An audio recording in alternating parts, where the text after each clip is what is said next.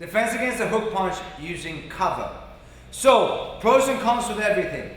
When he's throwing, Brian's going to throw a right hook at me. When he's throwing the hook now, I'm covering. What's important with the cover, actually if you throw the left hook here, is that I'm creating a 3-point defense. I'm basically wrapping the hand around my head and my elbow is forward, so my shoulder is protecting, my hand is protecting both the upper part of the arm and the forearm are protecting. I'm creating a wall. I want to keep my chin down so I'm more protected by my own shoulder. What's good about this is that it's quicker. Boom, I bring it straight up like so. And you have an automatic counter built in. If I can step in with this, either towards his bicep or towards his face, that tip of the elbow is right there, if it's close enough. What the disadvantage with this is, if he has a sharp object in his hand, this doesn't do me much good, right? Now, you have to remember the main difference between Krav Maga and sport fighting, such as mixed martial arts, boxing and kickboxing. In kickboxing, you usually learn to block like this because you've got a big, thick, foamy glove on. When he throws a punch here, this isn't a good defense. It's going to hurt. It's better than nothing, but it's going to hurt, right? In MMA, because you don't have your knuckles covered, you can't really block like this either, right? Again, it's better than nothing, but most of the time I bring this up.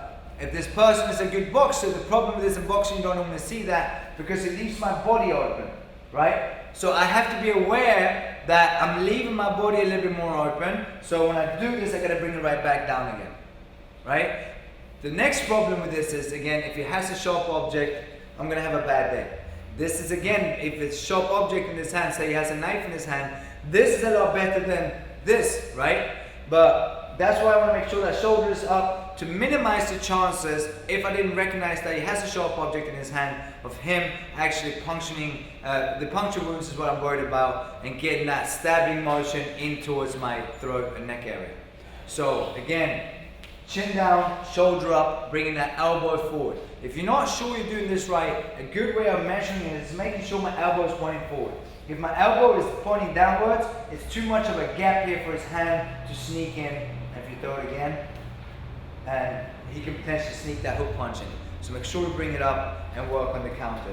If I'm throwing the same side back, or what's good about this is when I'm bringing that elbow up, my body's turned this way. So I'm in a perfect position to come back with a hook or coming back with an uppercut, right? So block, counter. Again, if I can time it, this side is the open side. So I can catch him on the inside of his punch. Catch him not outside, but on the inside of the punch, like so.